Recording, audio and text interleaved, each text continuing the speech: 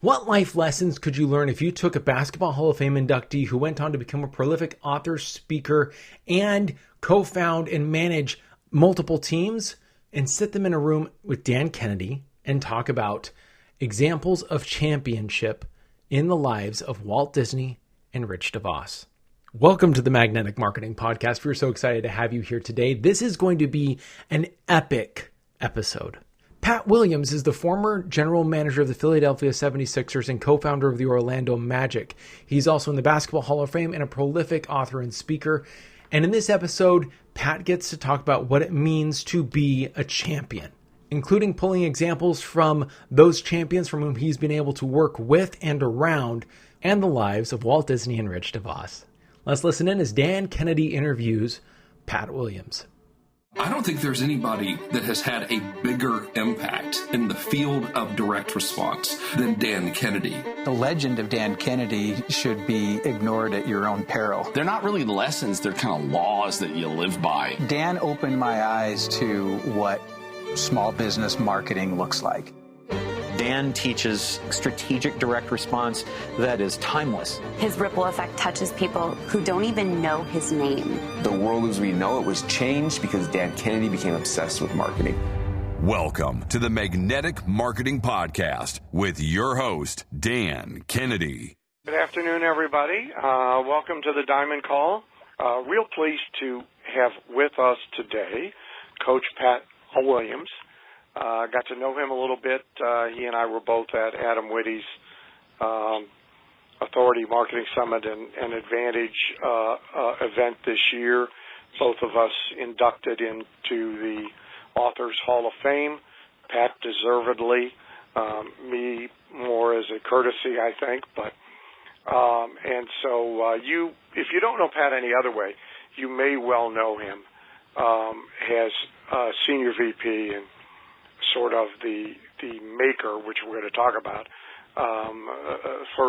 First guy with his boots on the ground when Orlando got an NBA team, the Orlando Magic, owned by somebody that Pat has written one of his great books about, and that I have some childhood connections to, Rich DeVos. And so Pat's got three big claims to fame here. He really understands what it takes to be a champion in whatever it is that you're doing, and has spent his whole life in sports working with champions. He's an author of a number of just terrific books, including a series called How to Be Like, and then fill in the blank. His How to Be Like Rich DeVos book is really just a terrific book. And as most of you on this call know, I am a huge Disney freak and student of Walt. And Pat's book, How to Be Like Walt, Capturing the Disney Magic Every Day of Your Life, may well be, I would agree with the Disney scholar Tim O'Day. It's certainly maybe the most enjoyable book about Walt ever to read. And it may well be the best book about the essence of Walt Disney.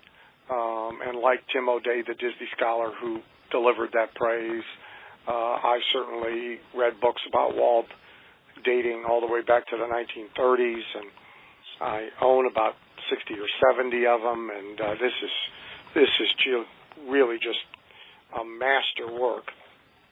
And so besides being a writer, his third claim to fame is, which is rarer, he's managed to be a successful writer. Actually publishing a bunch of books and getting paid and so forth. And third, in between all of that,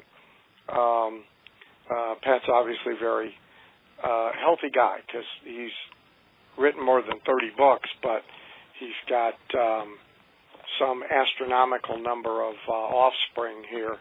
The father of 19 children, obviously using the rhythm method there. 19 kids, 14 are adopted from 4 foreign countries, jokes apart, and I think a bunch of grandkids too, if I'm not mistaken. So Pat, thank you for taking the time and being with us. I appreciate it. Dan, thanks a million. Nice to catch up with you again. And we had a nice visit in Charleston, South Carolina back a while ago.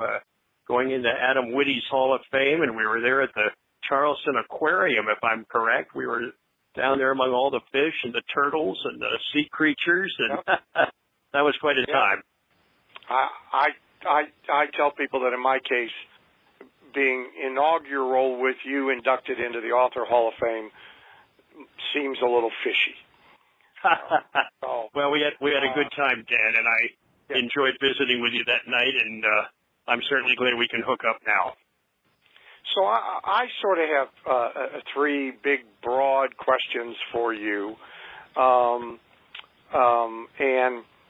they don't necessarily connect well. But the first, in going back and for this call, going back and rereading for the umpteenth time, because my copy has yellow Post-it notes and pink Post-it notes and whatever, your How to Be Like Walt book, and reading the How to Be Like Rich DeVos book.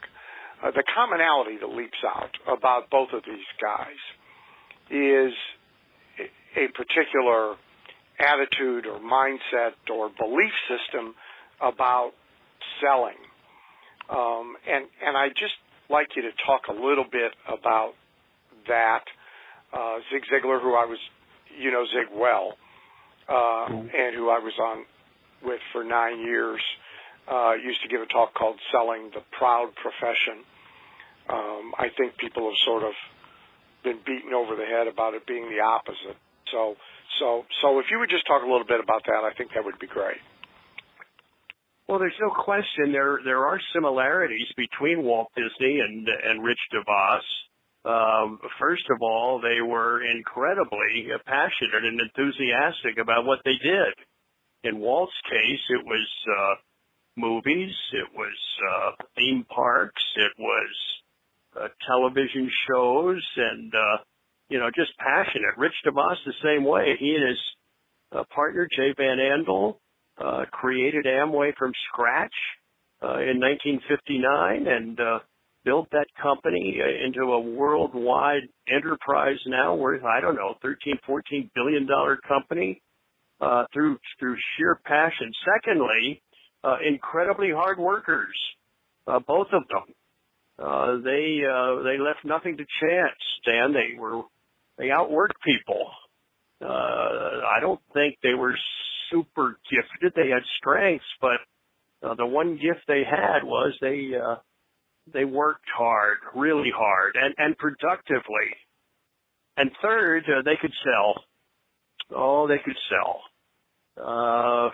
Walt Disney was constantly having to sell bankers, and he was having to sell his own staff on projects, and he was a nonstop salesperson. None of those great things that he did, happened by chance. He needed partners. He needed people working with him. Rich DeVos the same way. Nonstop salespeople. And that's nothing to be ashamed of. That's nothing to be embarrassed about. I don't care what field you're in, great leaders are great salespeople.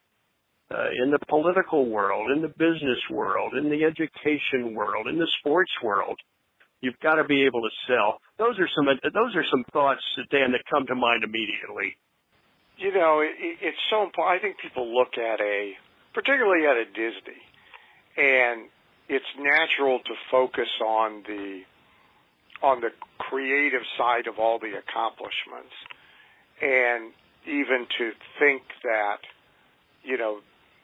that was the whole ball of wax, when really, to your point, maybe Walt's, it's a great phrase, nonstop salesman.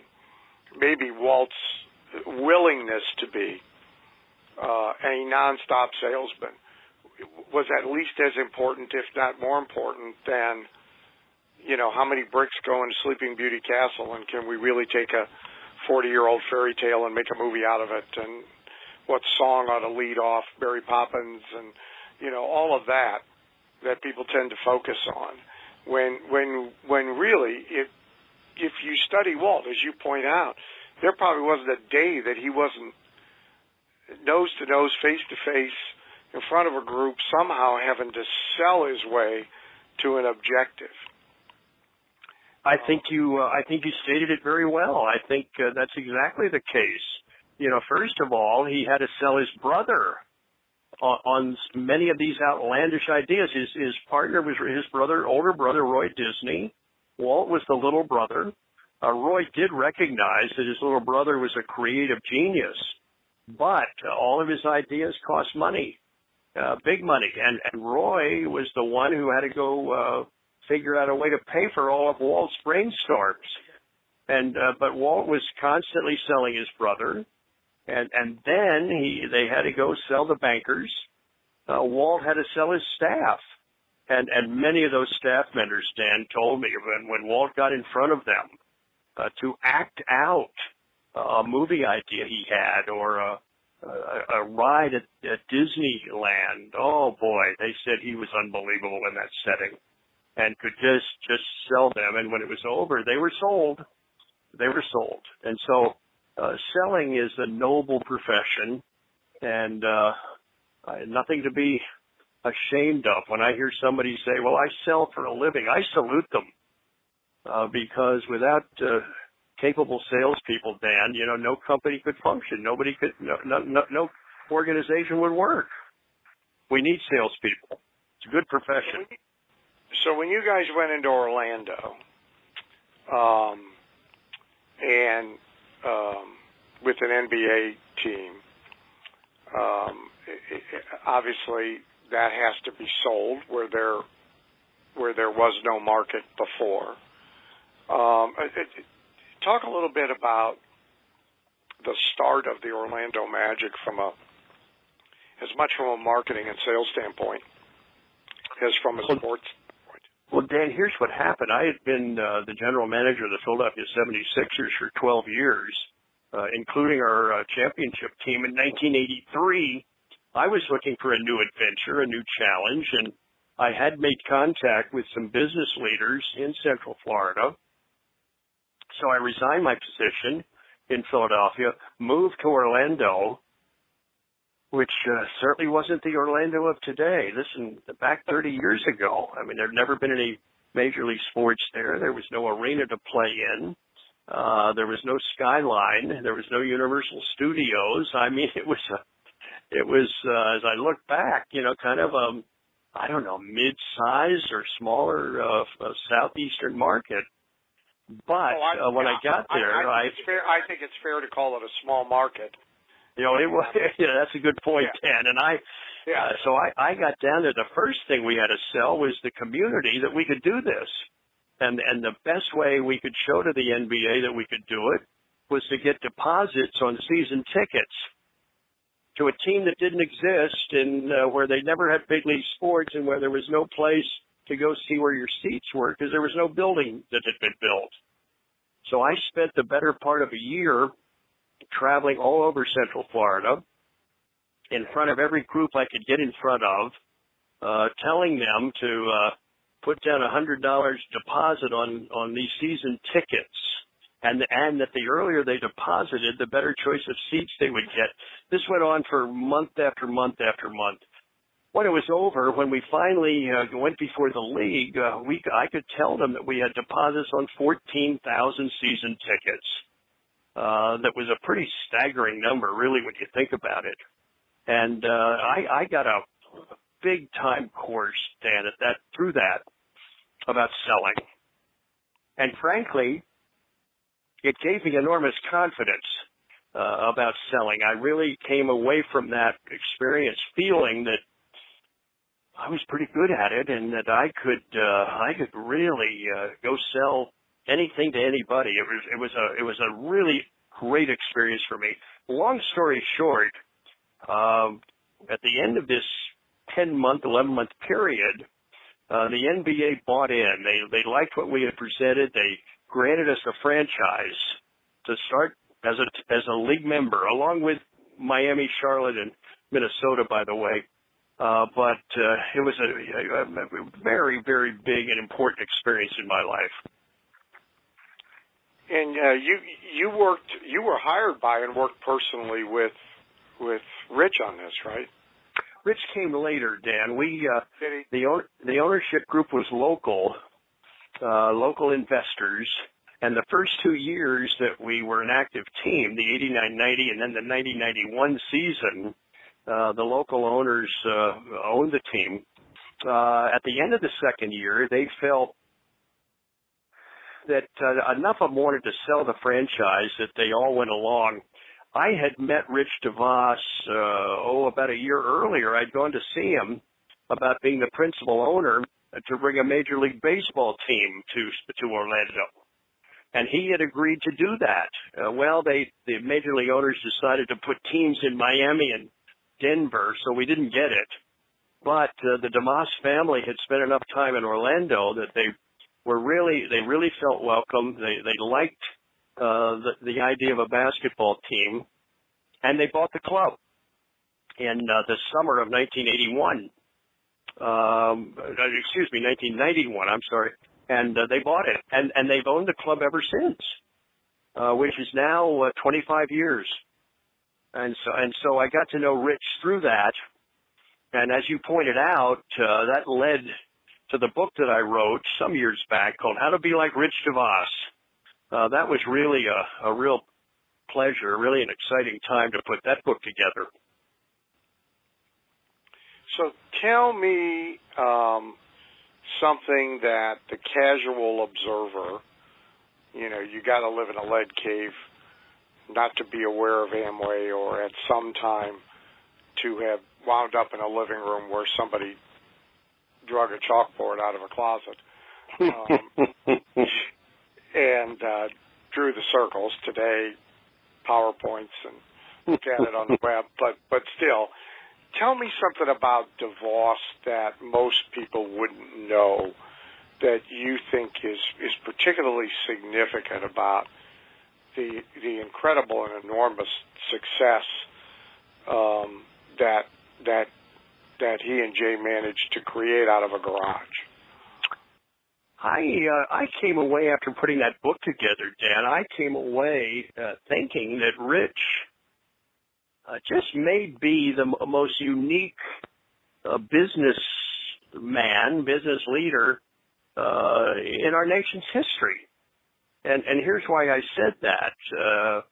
First of all, he had enormous success. Secondly, it never went to his head. He has remained a humble, serving-hearted man through all of this. Thirdly, outstanding leader in many different fields. Fourth, he never abandoned his faith. He's a strong Christian, has been his whole life, but never sacrificed those principles, for the sake of doing well in business. Next thought, he and Jay Van Andel transferred their business to the next generation, who are now running it.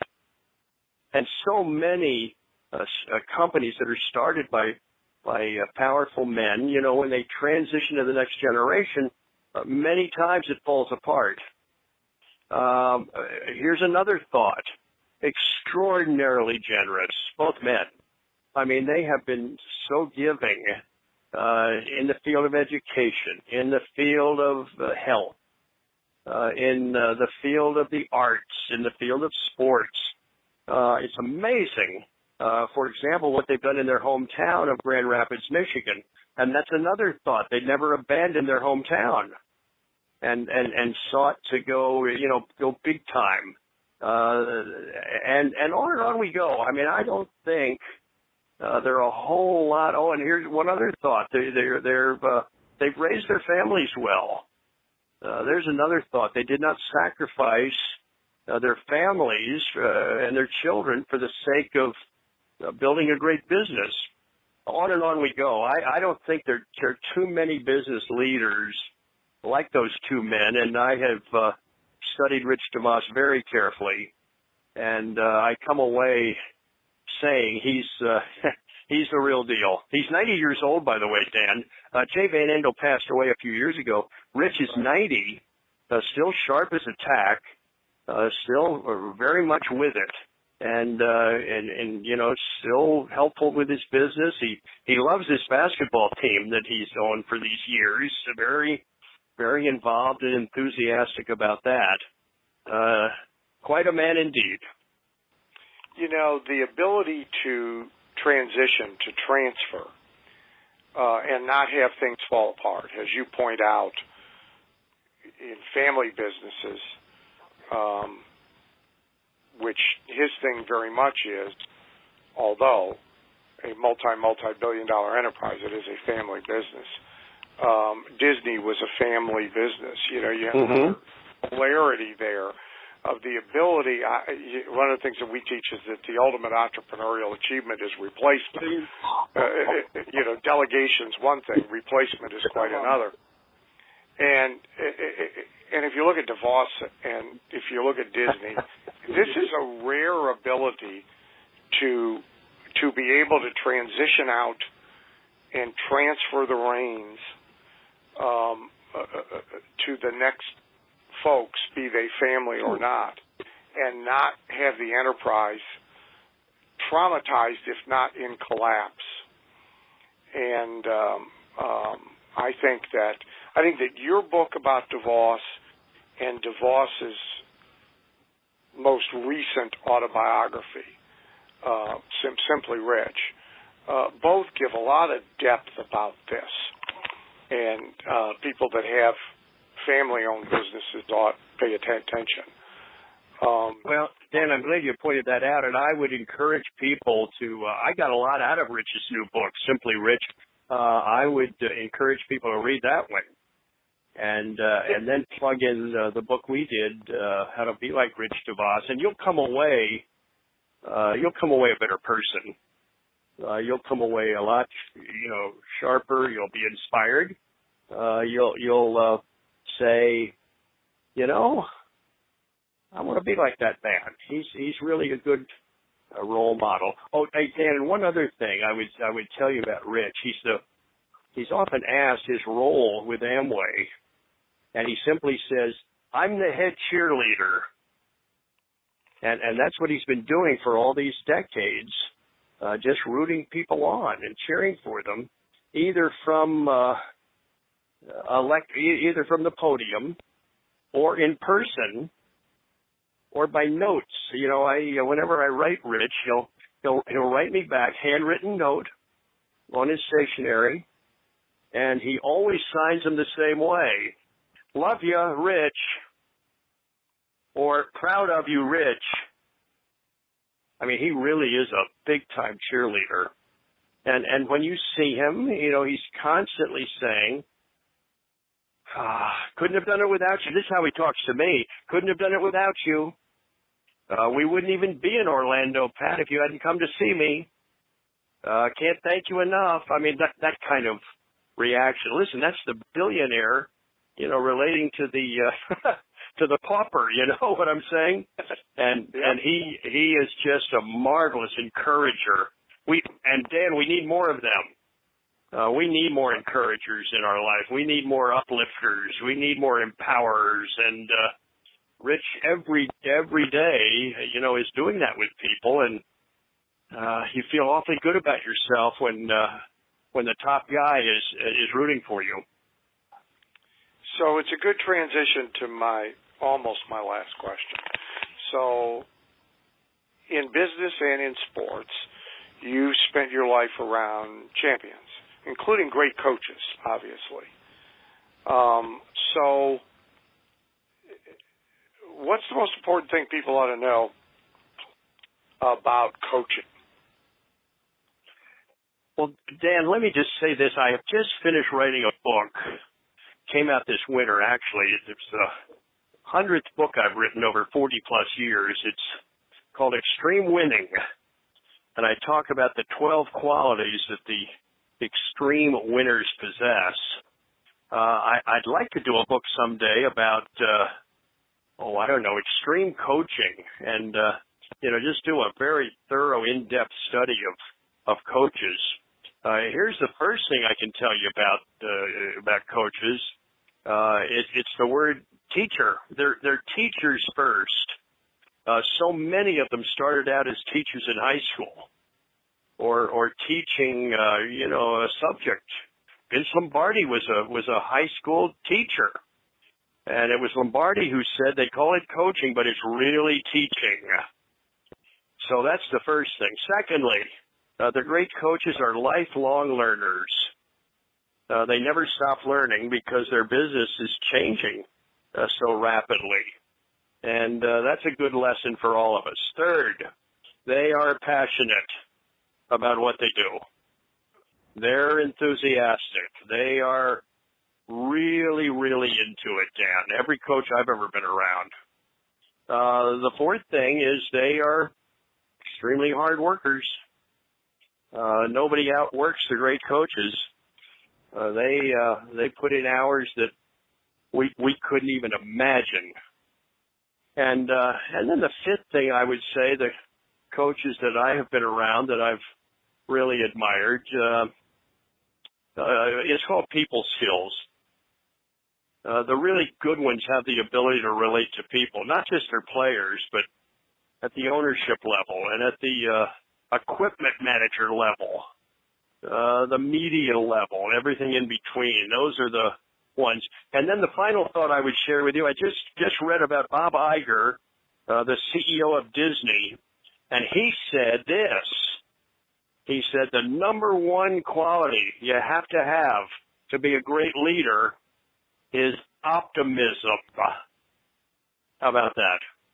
Yeah. And in coaching, there's so many problems. You know, you run into problems every day, but you better retain an optimistic spirit, because if you don't, that's going to infect your whole roster and destroy your team. So I like that recent piece of information from Bob Iger. He feels optimism is the number one quality of great leaders. Well, I'd encourage you to write that book.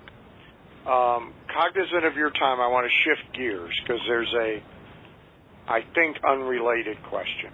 Not everybody on our call will have an interest in it, but many, for their own businesses, write. Many publish a book or two. Some more.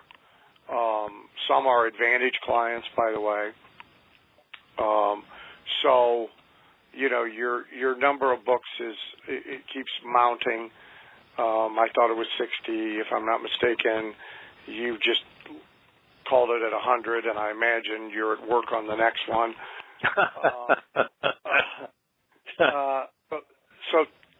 So tell us a little bit about your approach to writing and your approach to sort of the business of being an author, of being able to get enough books out there that you know, that you can stay alive and have the opportunity to do the next one and the next one and the next one. Well, Dan, here's what I would say. First of all, you've got to have a topic that's burning within you that just has to come out. And I don't think you can fake that or manufacture that. I think you've got to have a topic that is just burning within. Secondly, you've got to work at it a little bit every day. People ask me how I put these books together. Well, I read constantly. I read 6 newspapers or so a day. The most important thing to me in writing is reading. I'm constantly gathering stories. I save them. I keep them filed by category, so that when it's time to write, you've got a lot of your research, a lot of your material is done. And one editor told me years ago, she said, save your stories, write them down, keep them on file, because we cannot, as readers, we can't get enough stories. We're hardwired to retain stories, not PowerPoints, thank goodness. In my case, Dan, I have a series of pros, wordsmiths, who help me pull all this together. You know, I could not have written the number of books that I have, and also what's on my platter without help. And I need that help, and so that's good. So tell and me then the next thing, Dan, the next thing I would say is this: once you write the book, now the big job comes. You got to go out and market. You got to go out and sell it. And I've learned this about publishers. You know, they're very good at getting books out, but not so good in promoting them or marketing them. So the only person who really cares about your book is you, the author. And you've got to go out and sell it, and you got to talk about it, and you've got to try and get help from the media. You've got to do everything in your power to sell and hustle that book, and keep a bunch of the boxes of the books in the trunk of your car. I learned that. And in my case, in speaking, it sure helps to get permission to have books available to sell after your speech. That's awfully important. Because if you're not out there hustling the book, trust me, nobody else will be doing it. So those are a few things that I've learned. Well, it's most authors would second it all. You know, we all learn the lesson, some destroyed by it, some motivated by it, that publishers are really printers. That's so true. But not much more than that. Thank you, sir. Appreciate your time, Pat. All the best to you. Take care. Have a good weekend. Thank you. Bye-bye. Thank you for listening to the Magnetic Marketing Podcast with Dan Kennedy. If you love hearing in on these lost Dan Kennedy talks and speeches and calls, then please let someone else know about this podcast. That's how you can help it to grow. And the more it grows, the more free Dan Kennedy we can bring to you. Also, Dan would love to give you the most incredible free gift ever, designed to help you make maximum money in minimum time. Now, this free gift comes with almost $20,000 in pure money-making information for free just for saying maybe. You can get this gift from Dan right now at nobsletter.com. Not only will you get the $20,000 gift, you're also going to get a subscription to 2 marketing newsletters that will be hand-delivered by the mailman to your mailbox each and every month. One from Dan Kennedy and one from me, Russell Brunson. To get this gift and your subscription, go to nobsletter.com right now.